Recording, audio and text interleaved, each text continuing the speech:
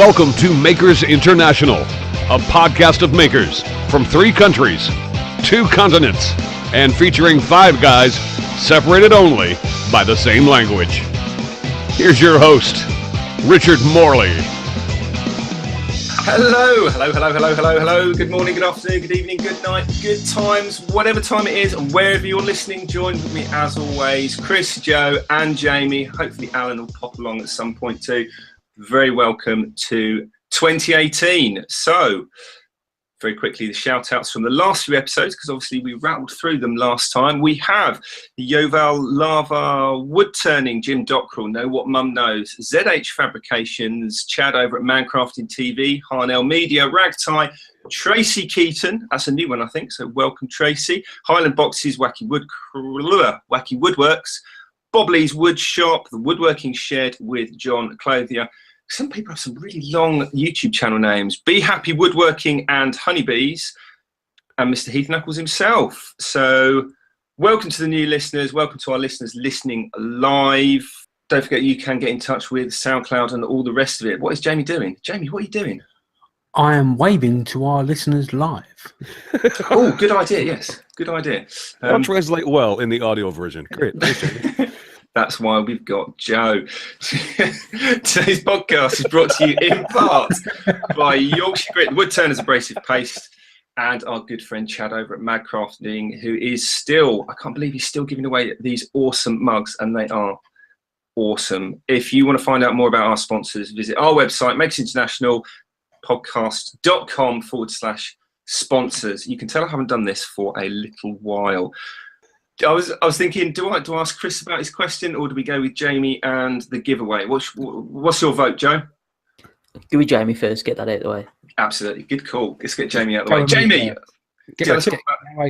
I feel like you need to insult me because you didn't do it at the start of the show, so over to you first. All right, then we'll shut up and do what you've got to do, like everything else, and stop missing the show.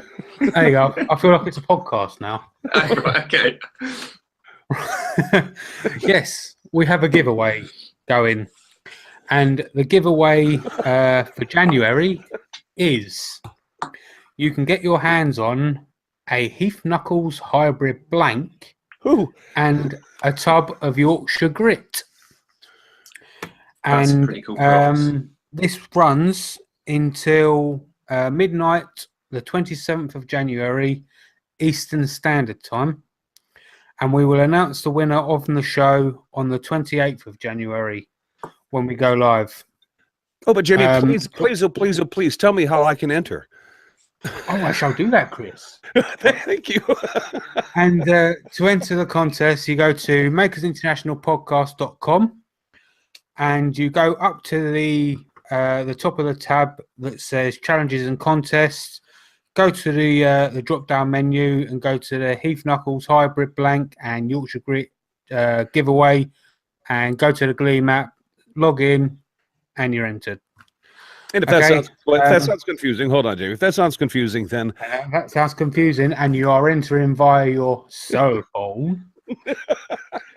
Then I did get a few messages last time we done a giveaway via the app, and there was a few people that seemed to get confused. So what happens is, if you happen to accidentally click on the challenges and contests instead of the drop-down menu, then it will basically throw you away and say you ain't entering. So you do have to click on the drop-down menu to enter the Glee map, and that's about it for the giveaway. I will post it over onto Instagram and the Facebook page as soon as the podcast has gone off air. Awesome. And if that still sounds confusing, there's a link in the description. And that as well. Yeah. So, makes it easy.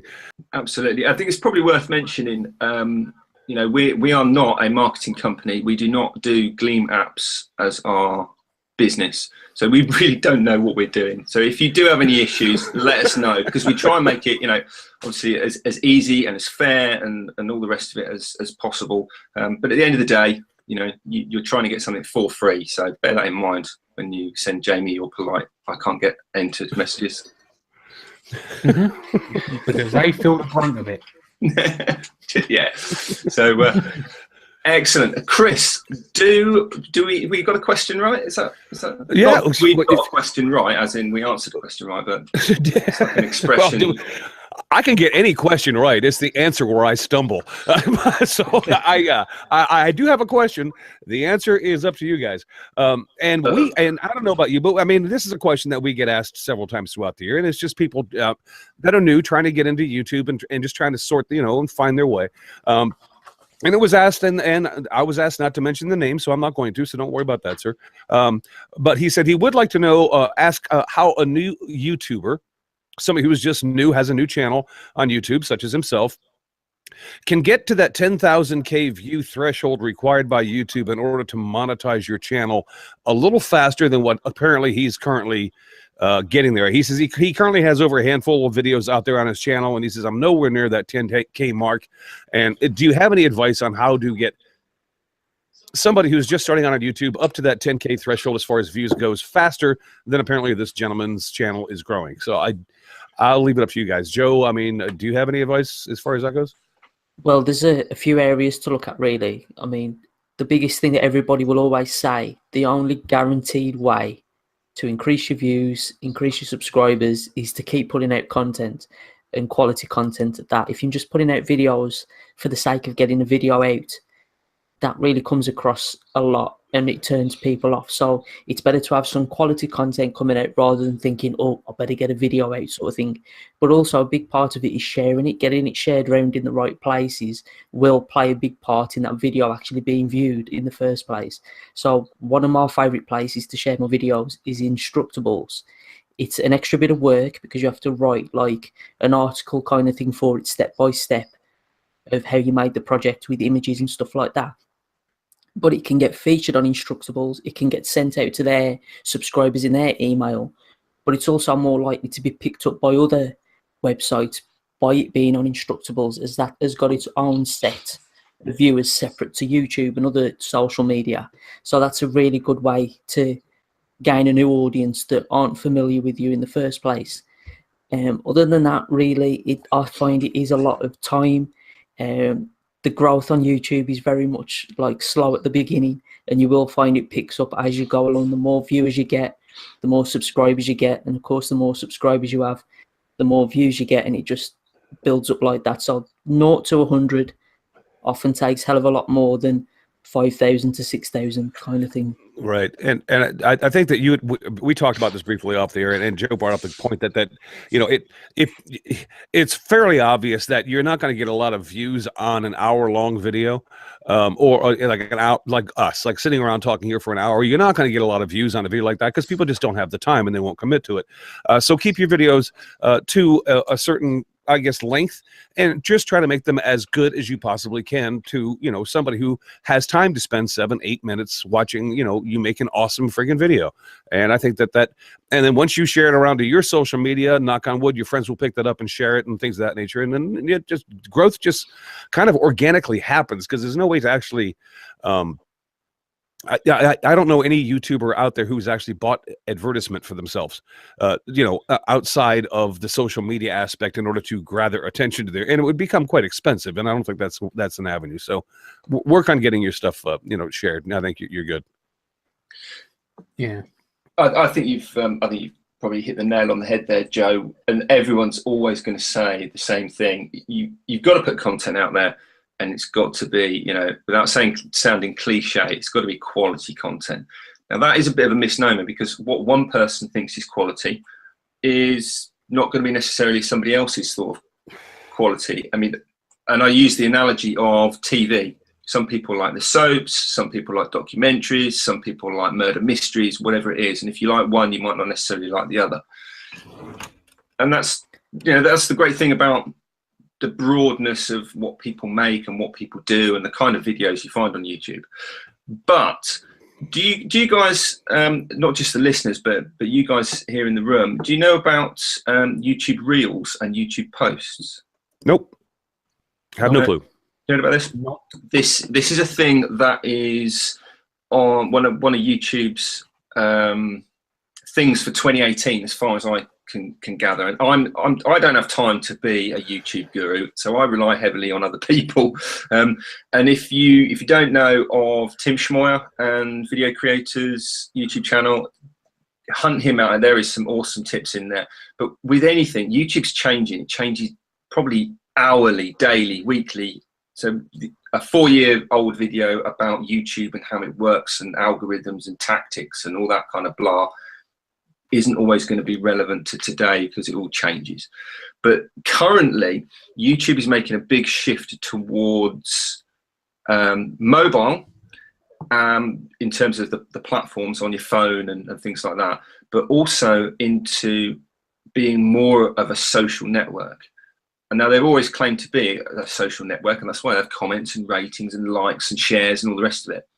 But they're not the same sort of platform that Facebook is, are they? I mean, that's fairly. I think everyone knows about the conflict of interest, for want of a better expression, between sharing on Facebook and getting on YouTube. But Facebook are doing a thing called Reels. Now, you all know what Facebook Live is and what Instagram Stories are. Yeah. Mm-hmm. It's kind of going to be like that on YouTube. It's currently in the beta testing, so there's only certain people that have got it.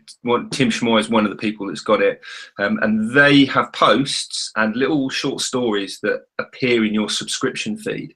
So if, for example, Joe gets it and Joe's putting together a stop animation video of his next project, that is going to take longer than him plugging in his PlayStation and sitting there for an hour and broadcasting the game and talking over the footage. Yeah.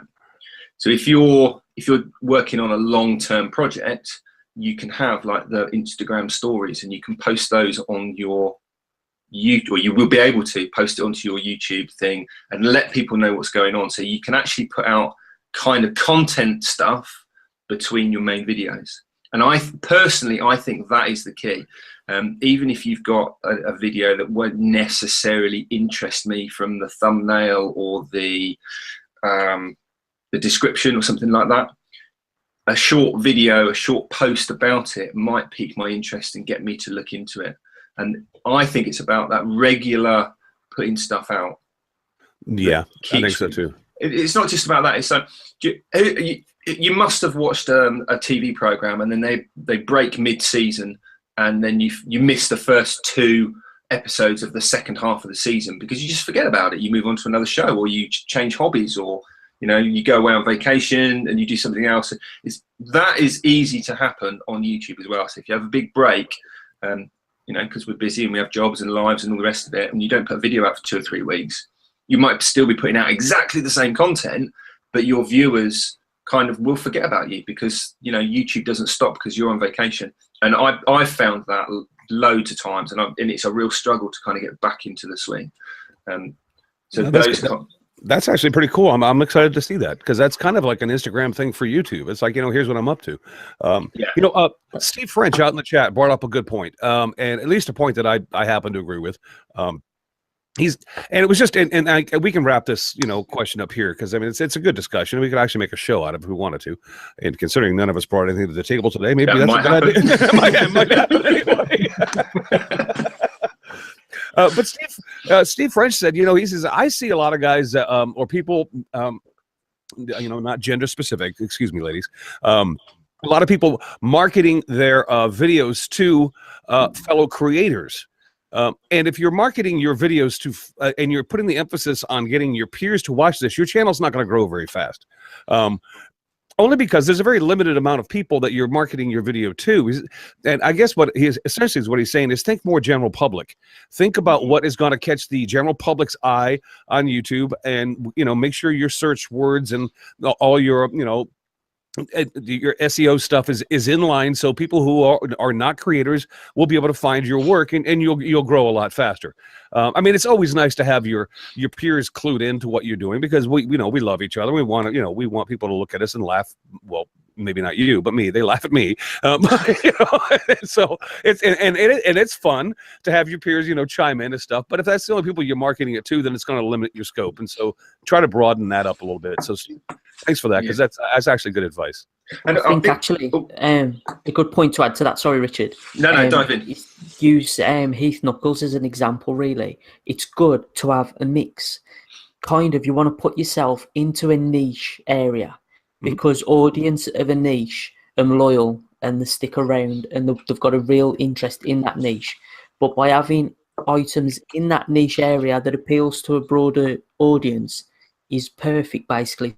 So take Heath Knuckles' video, turning the spheres, resin casting, those kind of ideas and genres are very niche subjects that people are interested in, how it's done and the process. But watching it and the end result appeals to a wide audience. So you watch it as, wow, look at that. I'm not interested in what he's doing, but it's amazing to watch. They're unlikely to maybe come back, but the niche that are interested in the process will come back time and time and time again. Yeah. So like they'll talk about different types of content on YouTube, evergreen, well content, audience content. So it does take a bit of research, forward planning of your releases, but it gets there. It's just time. Yeah, I can back that up 100% and give you Heath as an example with one of his spheres, and also you know how rubbish I am with names. We had him on the show. Oh, the stone pendant with Jake. Bobby Duke. Bobby, that was it, Bobby. That guy. Yeah. Just him. So sorry, Bobby.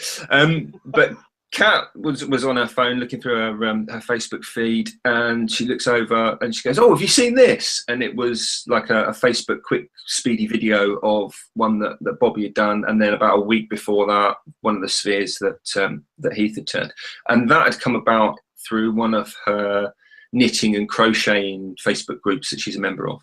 Now that's got nothing to do with stones or resin casting, but it's kind of a sort of a niche group frequented by people who get making, and they share it around as well. So it doesn't necessarily have to be the specifically the content. So, yeah. Jake said that him and Bobby get mixed up all the time. Because they're both great creators. Save. Brown I'm rubbish with names. Oh my God. You should know that, John. Bobby Thompson and Jake Duke. Yeah, I get that confused all the time. Absolutely. Oh man, hey guys, I tell you what, I'll share this just real quick, since we're going to hopefully wrap that up. I have a public service announcement, winter advisory for all you woodworkers out there. If you aren't a woodworker, this may not interest you, but if you are, this may. This is a winter advisory from what was negative 15-degree Connecticut this morning. Thank you very much. I made a scientific discovery for you. As you guys may or may not know, Typeon glue. I keep Typeon, the original, the red label Typeon on my workshop bench, and I keep Typeon 2 and Typeon 3 all lined up on my workbench, because I use all three a lot of the times. When the temperatures get down to below freezing, in my case 15 below zero, here's a clue for you. Your Typeon 3 is going to be fine. Your Typeon 2 going to be fine. Your Typeon original, you can drive a nail into a piece of wood with it, because it is going to be frozen like a block. I went out there this morning, because normally I'm very good about bringing in my finishes from my shop, because my shop is not insulated. And I'm very good about, protecting the stuff from the cold during the winter, but I forgot about the glue that was on my workbench. And I went out there, and it had dawned on me this morning. I went, I bet that's all. I got 3 frozen blocks of glue on my desk. 2 of them weren't. Typeon 2 and Typeon 3, fine. Typeon 1, wouldn't know. Chris is in the market for some more Typeon original. Because why is it, Chris? If it gets that cold in your shop, do you cut the fingers off your gloves? I was asked that a long, long time ago, and it's because Jamie, and even with the fingers cut off of my gloves, they still keep my hands warm. But the point of cutting the fingers off the gloves is because I still want to feel what I'm touching and holding and working on. And when you can't feel what you're touching and holding and working on, and you got spinning blades, things become dangerous. All right. So that's why gloves normally aren't suggested to be worn in a workshop. But when you cut the fingers off on them, it's quite safe, but it keeps my hands warm. Does that make sense? That does make sense. A little tip for you, Chris. You might have already worked this out. But do you cut all the fingers? Do you cut all the fingers off, or do you just cut like the thumb, forefinger, and middle finger? No, just the just those three. Yeah, just those three. Yeah. Do you cut them off straight like that? Yes. Or do you cut them off at an angle? Because if you cut them off at an angle, you still end up with like a little flappy bit at the bottom. It forms like a little triangle, and you can pull. You know, like when you take your gloves off, you pull the end of the fingers, don't you? Well, if there's no end of the finger there, it becomes more difficult, and you have to kind of try and grab the little bit around the finger, and if you have that little triangle bit. So you're trying to create a little helpful flap for me, so that I can pull my... You know what, Richard? That just really hasn't been a problem. But thank you so much for that. Joe, go ahead. Just hearing the little helpful flap. I lost it a little bit. Everyone thinks you're this little dewy-eyed schoolboy that's innocent, and it's just... I don't know how you've created this image, personally, myself. People don't listen to this, that's why. Yeah. You might have a point there. You might have a point. But going back to the Typebond, and I'm going to ask you this, Chris, because I think you use Typebond a lot more than the UK, because it's quite expensive over here compared to what it is over there, and it's not quite so readily available. Do you ever use the Typebond Extend, or have you ever used it? I have, but I don't normally because I don't need to. I mean, the Typebond Extend would be something you want to use when you're doing a really complex glue up and you need the open time. And if I need to do that, Typebond 2, I can work fast enough to get Typebond 2 to work for me before it starts to set. But there are uses for. I have used Extend before, Richard, but I don't use it normally, so I don't keep it in my shop. If I need it, I'll go out and buy it. Yeah, I mean, so then this kind of relates to the weather thing you said, because I've got a bottle of Extend that I was using for some cold veneering, to put some veneers on. Right. But in the cold, it's gone. You know how when things get cold, they become more viscous and they're a bit more gloopy. Yep. The Typebond Extend went really gloopy. I mean, like it was like gone off cottage cheese. It was really like thick. Yeah. So I probably wasn't any good anymore, Richard. It might be time to buy some more. Yeah, that's what I was wondering, because I hate that. And I've got bags of Typebond too, but I thought, I'm too tight to throw that out. So I brought it in and to see if it would kind of warm up and go a little bit more viscous, and it kind of has. But I wonder, because it's Typebond Original Extend, and I know they do Typebond 2 Extend. The Typebond 2 is like just perfectly normal, even outside when it's cold.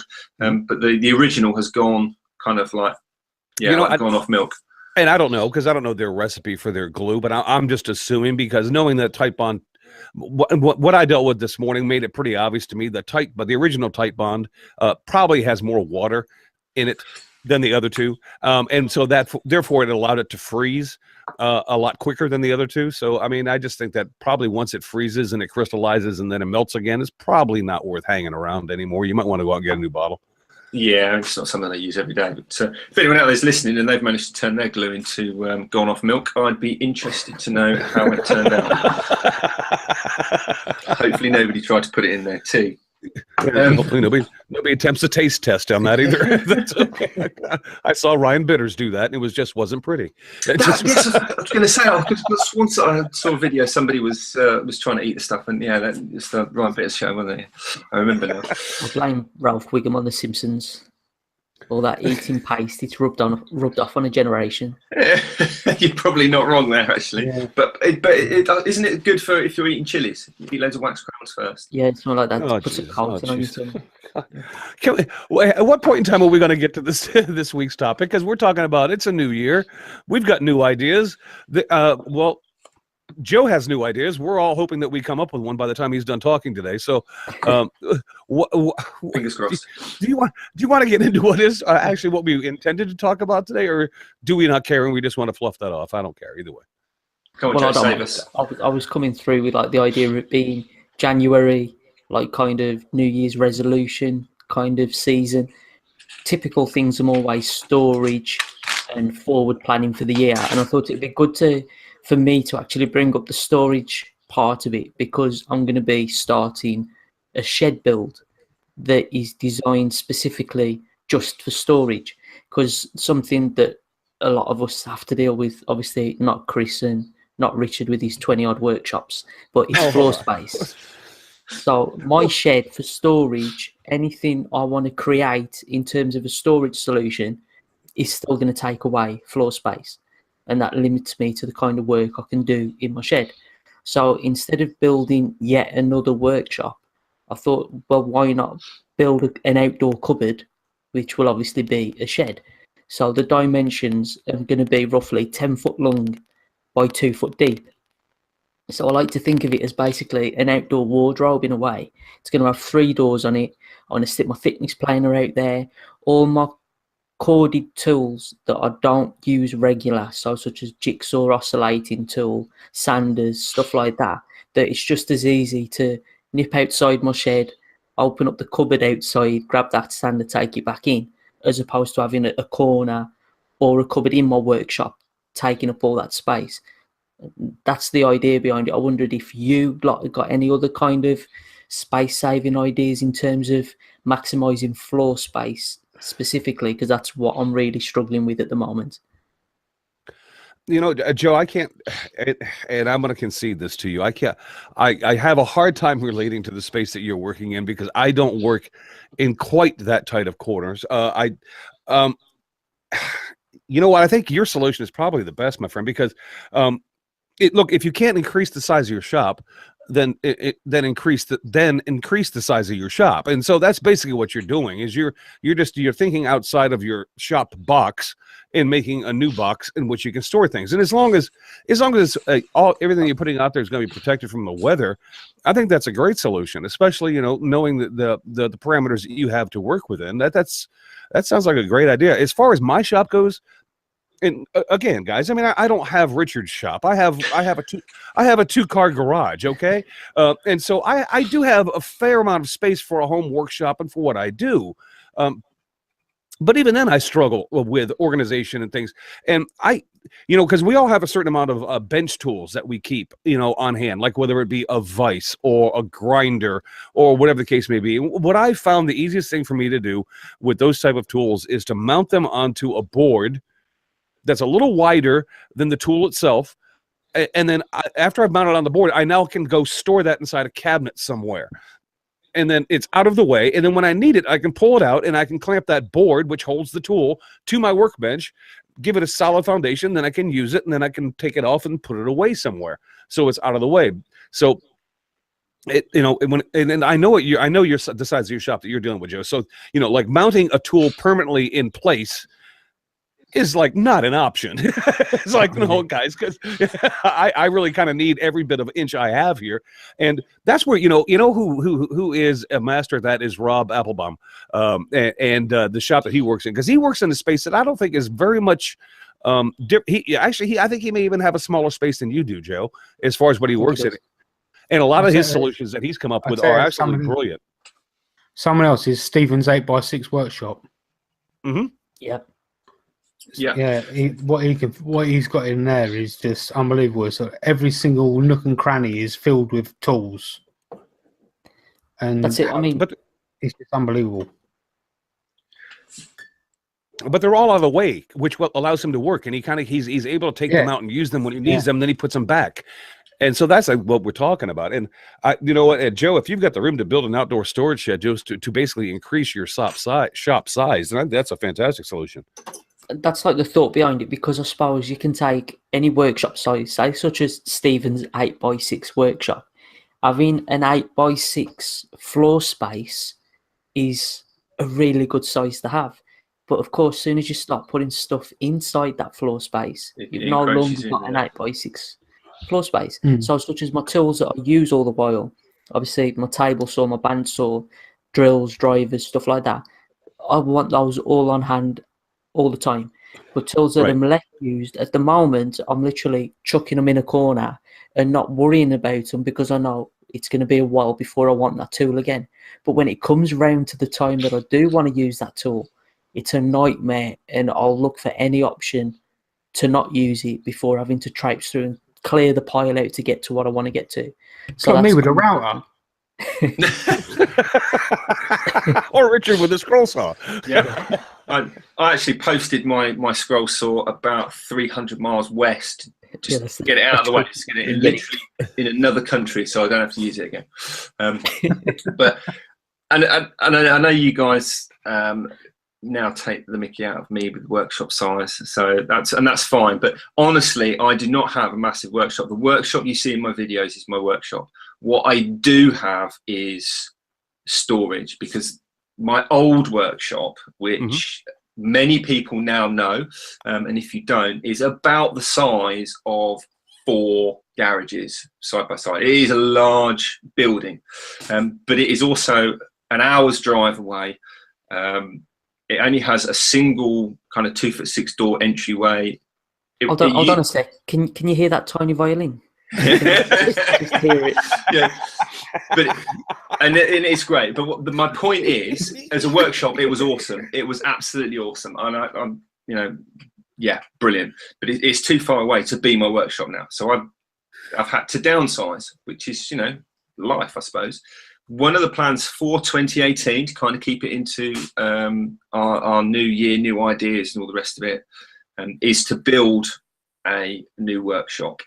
Much closer, but what I suffer with is wall space. Now, I don't think I need a massive workshop. Actually, it would be nice, but I don't need it. And if you've got a massive workshop, it takes forever to clean up, as Chris no doubt will attest to. I mean, the bigger, no, seriously, the bigger the space, the more space you've got to clean up, and the longer it takes, because the more mess you make. It just is logical.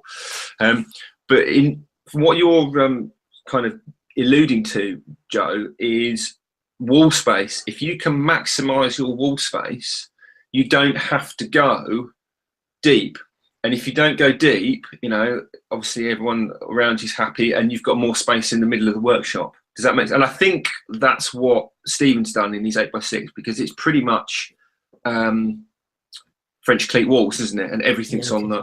Now, I personally don't like that, because everything's out in the open, and the stuff. Because I find the stuff that's out kind of on show, as it were, just gets dusty.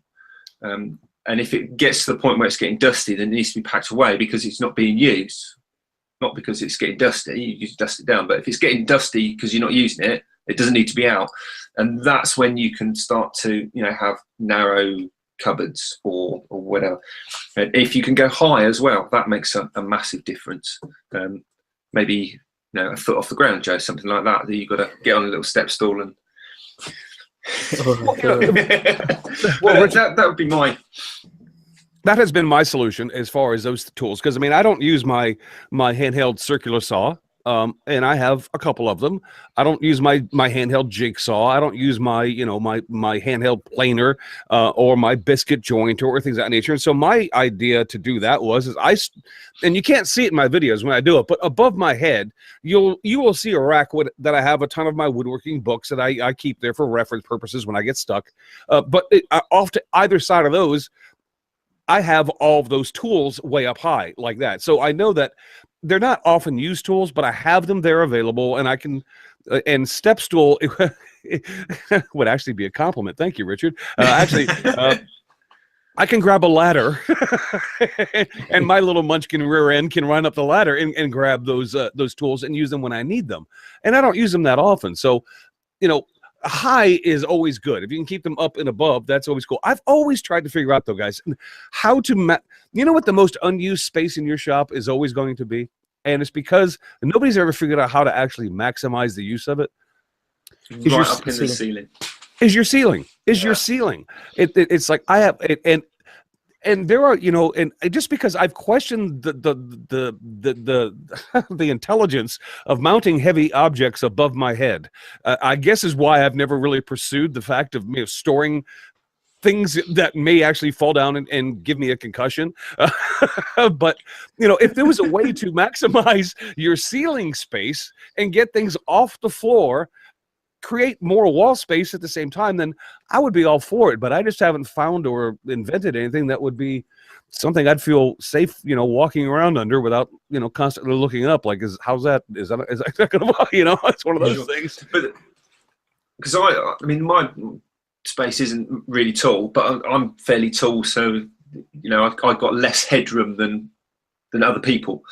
And I find, because I've put a one of those big air filter boxes, it's in a video, I mounted it right up into, because my workshop is basically a rectangle with kind of half a decagon or 12-sided shape kind of thrown on the end. So it's a weird kind of pitch. It forms a little triangle. So the only thing you can put up there really is that box. And for about maybe 6 weeks after it went up, I was constantly, I'd move something around like a board, or I'd tip something up to finish it, or, you know, and I'd just belt the extractor thing, and it would just sway and give them like a dong, and like, oh, is it going to fall down? Is it going to stay up? But you don't realise, because you walk underneath it and it's kind of out of sight, out of mind. But actually, you do use that space, because every time you pick up a sheet of plywood or something to move it, or something to flip over, that space does get used. And if there's anything in there, that could damage what's up there, have it clattering down on your head, but also damage whatever it is you're trying to swing around. So there's that to bear in mind as well. No, that's a good point. That's a good point. Which, you know, and you don't really notice that until you do, you know, mangle it with the end of a bit of 4x2 or something like that. So, well, Joe, I think your solution to what you're actually going to do is probably the best solution for you, because I know your circumstance, and if you, and by the way, I know your project didn't get off to the best start. Because I've seen your photos of your setup to where you were going to begin, and then the storm came and things got ugly. But that's the thing. It's like I'd got the idea. I'd had a call from Arnold Laver that was going to deliver the wood the next day from when they was calling. So it's like, right, I know the weather isn't great. I didn't know about the storm at that point. So I was like, right, it's probably going to rain. So if I go and put the gazebo up outside, I can put the wood underneath. At least it'll keep the wood relatively dry. And then I can set the saw up underneath. If it starts tipping it down, I haven't got a mad rush to get everything in, kind of thing. So, right, went out, put the gazebo up, 15 minutes, done, put all the sides on, everything. Walks in the house, and my mum's like, you do know there's going to be a storm?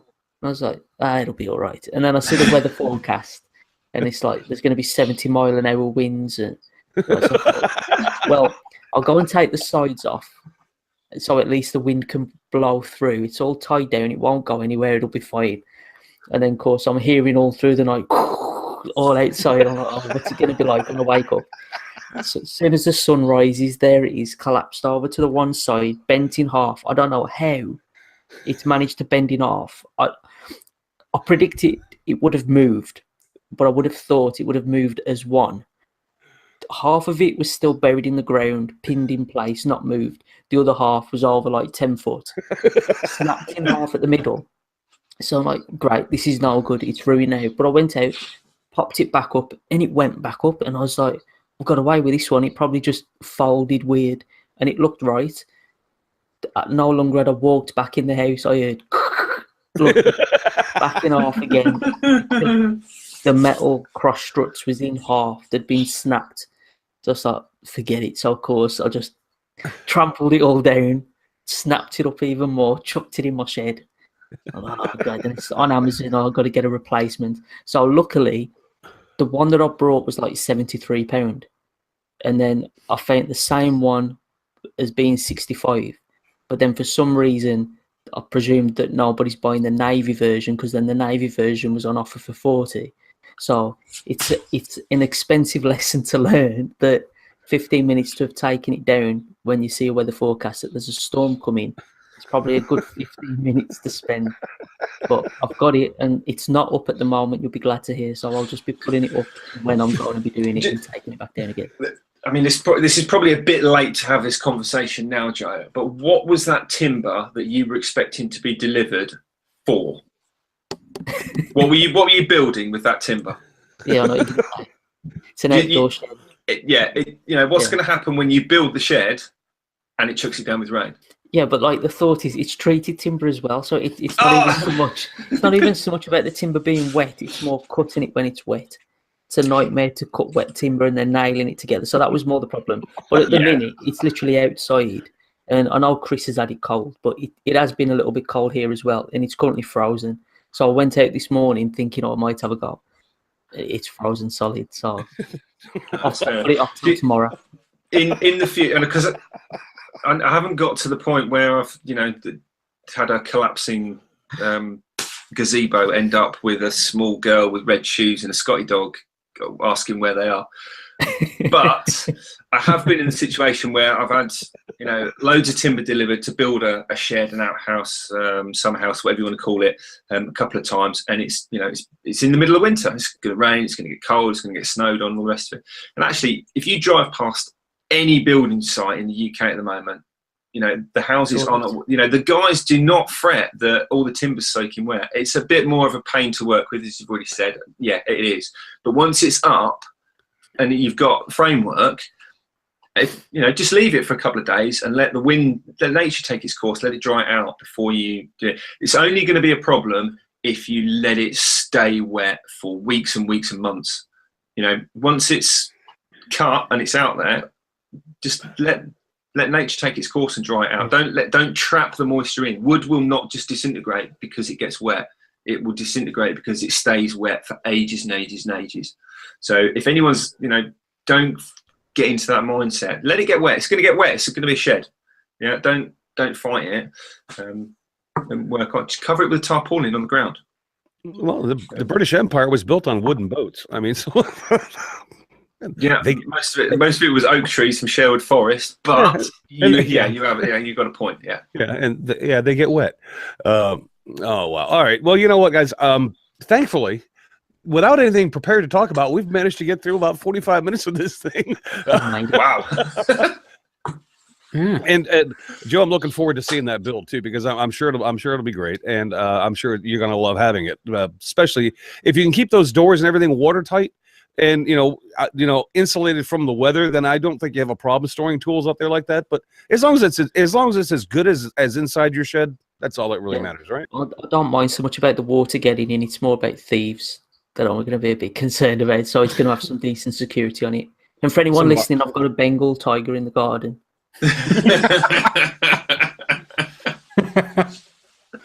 His name is Chuck. Come by and say hi. He hasn't been fed for a while. It's Fluffy the Bengal tiger. Yeah. Oh my God!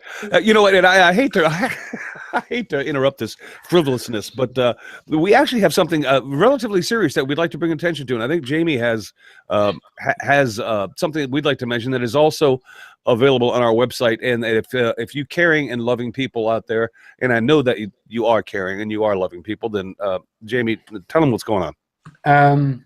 Okay, so Rob Summerlin from Woodsley Summercraft, his son, he's by all accounts not a well lad. He suffers with cystic fibrosis, and at this moment in time, he is in need of a double lung transplant. What he done is he's done his own artistic impression of what he's calling 65 roses. And he's selling them for $10 Canadian plus shipping. So if you want to help out Brandon, then you can go to our website at makersinternationalpodcast.com. At the very, very top of the page, there's a section there called 65 Roses by Brandon Summerlin. And you'll find all the information. You'll see a preview of the picture of what he's drawn. And you'll find the email address to contact Brandon if you wish to help out. Excellent. And that's shipping worldwide, I take it? I presume so, yeah. I spoke to Rob last night. So, so it's 10 Canadian dollars plus shipping. So I'll presume you pay for your own shipping. So this is a guy who's facing a double lung transplant. That's both lungs out and then two new lungs in. So that's So That's not a minor surgery. So yeah, if Nah. anybody wants to help out, That's not a Please short do. job either, is it? Ouch. yeah. And I hope the best. I hope for the best, and I hope that that's not an issue. And so if we can help them out at all, then I'm happy to bring that up. And Jamie, thank you for putting that out there. Yeah, will do. Definitely. Okay, so that's that done. So I believe we're doing the shout outs now. Yeah, well, I'm presuming that's going to be one of your shout outs this week because you've got more than one, haven't you? I've actually got 2 shout outs. My first shout out goes to the one and only Matthew Royer of Royer's Custom Woodworking on YouTube. He's One of the old clan. One of the old clan. Boys. Yeah, one of the old boys. He's been off the scene for a little while on the old YouTubes. Well, he is back. He's getting his YouTube channel back up and running, and I cannot wait because he does some good stuff. Absolute good stuff. That is Royer's Custom Woodworking on YouTube. If anybody's looking for that, and that's right. And he's a member of the old guard. He's been around for a while, folks, and to have him kickstart his thing again is pretty cool. So we're looking forward to that. Yep. And the second one goes to Amber Davis over on Instagram, who is the daughter of our very own Sterling Davis. She's just finished. She's finishing up serving in the U.S. military, and she's taken on making. So yeah, you can find Amber over on Instagram at DD Created It, and it's all one word.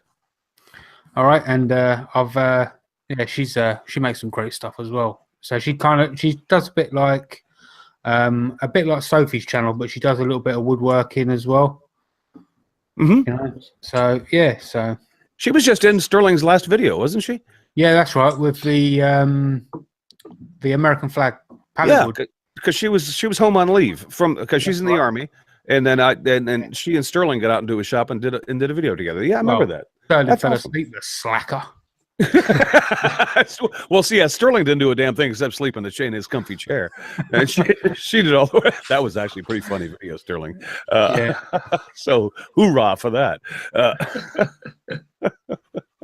Yeah, awesome. So yeah, that's my 2 shout outs. That's Matthew Royer and Amber Davis. Joseph, you're up, buddy. Well, I've actually got a couple of shout outs this week for a change. I'm in the middle, I suppose you could say I'm in the middle of a collaboration with Sam Fowler. He's a blacksmith, he does amazing stuff, and he's a farrier. That's what he mainly does. And he's made an aluminium horseshoe, and he's got it up to like a mirror finish polish. His video is already out on his channel, so make sure you go and check that one out. He's sending it to me. I haven't received it yet, but as soon as I'll get it, I'm going to actually be making I'm not going to say an os to put it on. An os. No, I'm going to make something to display it on, kind of thing, out of wood and carving and stuff like that. So that's what's going to be happening there. Another one I want to mention is Jeffrey Smith. I believe his channel is Mr. Jeffrey Smith, but links him in the description to that one. He's got a couple of project videos out already. It's a relatively new channel. He's made a beer can mirror. So he's surrounded the mirror with opened up beer cans and tacked them into place. So it's got a variety of different brands and styles of beer, and it's all really colourful and really nice. And then I like this guy already. Yeah, I'm going to have to go check that out. You're going to like this one even more. He's took a lamb shank bone, cleaned it all out, and then turned the bone into a chisel handle. And he shows in the video this lamb shank bone like fits the shape of the palm of his hand perfect. Like he shows sitting it in the palm of his hand and then curling his thumb round, and it just fits his hand shape perfect. Like he said in the video, it had to be a tool handle of some kind. It's really well done video, so go and check that out and get subscribed. Got some brilliant stuff. Loads more to come from him as well. That sounds awesome. The only question I have is, how do you find out that your lamb shank bone fits your hand perfectly? Well, he shows in the video that they had this meal, and obviously it was a lamb shank, and he got this bone left over. And as makers do, you look at stuff and you look at the shape of stuff, and I suppose you're looking and think, well, hold on a sec, I bet that would fit good in the hand. Yeah, He's got it'll a fit vision. there. This vision of him sitting at the table like a pirate, like, eating them. I was just guessing that he's subscribed to the Fondling Your Food channel, and so he it could like spawn a series of leftovers handles or bone handles of some kind. I'm sure he's going to do some more in the future. I don't know if I want to see that spawn, but okay. Oh my word! Hey Jeffrey, awesome, great, good for you. I look forward to seeing that. Thank you, Joe. Good stuff. Do you have any shout outs, Chris? Because I've got and since we're all doing two today, I have two things that I would like to cover as well, if I could. The first one I'm going to mention, and it's the gentleman doesn't even need a mention, but I'm going to mention it anyway, just because it's just so freaking awesome. Have you guys been watching Matt Cremona and that high boy? Mad Cremona. Mad Cremona. Yeah. Have you been watching Matt Cremona and that high boy he's been making? That he just, I don't know. Matt just does awesome work, and I've been following because he hasn't done a video, from where he started to work, and I don't think he's ever going to. But he's been showing his process as he goes through on his weekly shop updates and things of that nature, and that thing is just amazing. I mean, Matt does some fantastic work, and I just wanted to give him a shout out and say, Matt, God love you. I mean. You have more patience and more talent in your little finger than I will ever have. And I admire that. And so if you haven't checked it out, give Matt Cremona a look. Is that all I'm getting? You guys haven't been following what Matt's doing? I was just going to say, I haven't followed this one. I think the last video I saw him do was probably towards the end of his mill that he built, if I'm perfectly honest.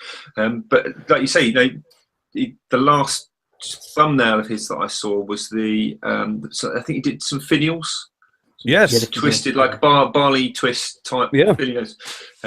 Those are for the high boy. Yeah, those are for the high boy he was making. Right. And that, I mean, yeah, you're absolutely right. Just the stuff that, and I don't think he gets the credit, the widespread credit that he deserves compared to some other makers, because of he, and this is solely my opinion. The level of skill that he has is not equal to the level of recognition that he gets. I agree. It should be more recognition because it's just, like you say, insane stuff that he.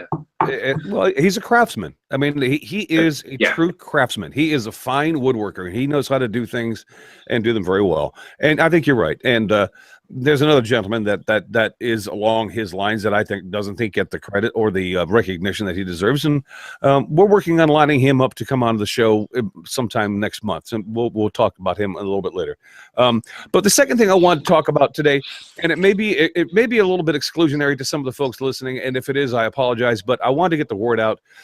If you happen to be a member of the Toolmasters Association, Izzy Swan's Toolmasters Association, Jamie, I know you're a member. I want to get the word out that, if you're watching us today, this is going to happen Wednesday. If you're listening to us when this is put out again, then on Wednesday, then it's going to be happening tonight.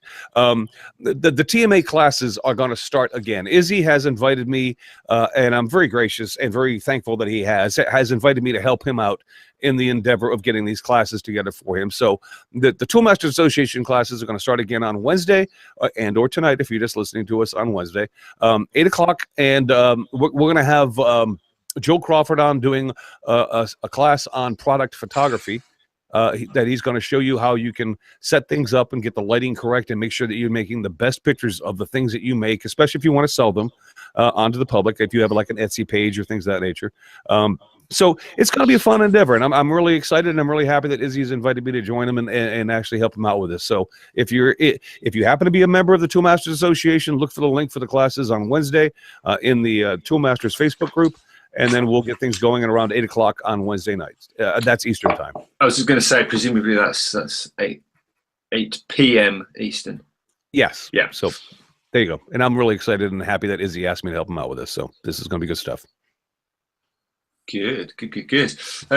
I actually did, when I came on this evening, I didn't have any shout outs. And that, Chris, is why I didn't send you any links to my shout outs this week. Normally we send our links ahead of time to Chris, so at least he's got a rough idea of what's going on. And I actually sort of, because I just haven't been watching YouTube, as you probably expect. Excuse me, just came off home. I went in the watch later list. Do you know what? But I did go through my. I'm going to ignore that, Jamie. Oh, damn, I didn't. And two names cropped up, and I think both of them have cropped up again. So all I'm really doing is reiterating what's already been said, either in this episode or previous ones. But my kind of shout outs in inverted commas aren't specific videos; they are purely people.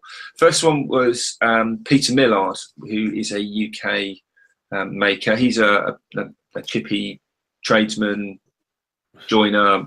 He makes things for clients. He's in London, and he's got quite a small workshop, which is where I said, you know what, yeah, we'll mention him. And I think he was my shout out a few weeks ago, if I'm correct, but I don't know whether we actually got to the shout outs. But if he wasn't in that episode, he was meant to be, and that's our fault. So he's in here now. And actually, Joe, just following on from what you said about Sam, after you posted the picture for them and kind of mentioned to us that you were doing this thing, I was who's this guy? I've never heard of this. I went and had a look at Sam's channel. I've seen quite a few of his videos, and I didn't realise that he used to work with Alex Steele. Yeah, that was the first video I saw, and it was completely. I was like, oh, I don't know what this guy's talking about. And then I looked into a lot of other ones, and just watching him shoot horses is so interesting. I mean, it's just. I don't know whether it's partly the mesmerisation of watching him make a horse, because I didn't really. I just thought, you know, you got a horse that needs shod, you go and buy 4 horseshoes, and some geezer comes along and that. But they make it for the horse, don't they? It's like having your own cobbler. So I'm not sure whether it's that, or whether it's part. I think there might be like 2% of me waiting for that shot of him getting clouted in the knackers by a horse. You know, if I'm honest. How does he shoot the horses then? Does he push them or kick them? Well, I haven't seen anyone get kicked by a horse, and I know it's painful if you do get clouted by a horse. They've got, you know, some powerful feet, but it's just, you know, I watched one. I was like, seriously, he is putting nails in that horse's foot. How is that thing not just beating down on him? It's absolutely mesmerising. So yeah, I'll back up what Joe said. There's some good stuff on Sam's channel. Very interesting indeed. A quick question for Joe. What metal did you say that he made that shoe out of? Aluminium. Thank you for that. That's for all you Americans. Aluminium, yes. That would be opposed to aluminum, but yeah, okay. Which is incorrect. Which is the incorrect version, according to our imperial friends. It is actually incorrect because it goes along with the other metal families that share the same. No, I get it. We're wrong. I understand we're wrong, but Joe, we're going to stay wrong, and we're happy with that. All right? So it's aluminum to us Americans. It can be aluminium to you freaking stuck-up people if you want it to be. That's all right. You know, we're going to say it wrong forever, so get over it. The bottom line is we all know what we're talking about. You know. Yeah. You can get it. All right, wrap it up, Richard. We're done. So we've kind of run out of time. I'm actually interested in what you guys are working on. I think we'll probably end up talking about that after the show, if that's okay. If you've got time, I don't know, but that does pretty much wrap up the show for this evening. So thank you for listening. If you are indeed still listening, if you've stopped listening, then we can basically say what we like about you. Do we know what we're doing next week? A bunch of ugly buggers. We do, but I'm not prepared to tell you what we're doing next week. I could probably look it up real quick. If you really want to take the time to do that, I can do that. Next week we do have a guest, and I think we have a very special guest with us next week. And it's somebody, if I'm not wrong, is somebody who I don't think has been featured very often. Next week, our special guest is going to be Mr. Steve Carmichael. Awesome. I was hoping you were going to say that because I think Jamie might have already alluded to that in one of his posts. But yeah, I'm quite excited to kind of meet Steve on the show. That's going to be a good one. So if you are still listening, definitely you want to be in for that one because Steve is a top bloke. Anyone else got anything else that they want to mention very quickly before the end? I have to go to the bathroom. Have a great week, everybody. What he said. See you next week. See you next week. Take it easy, everybody.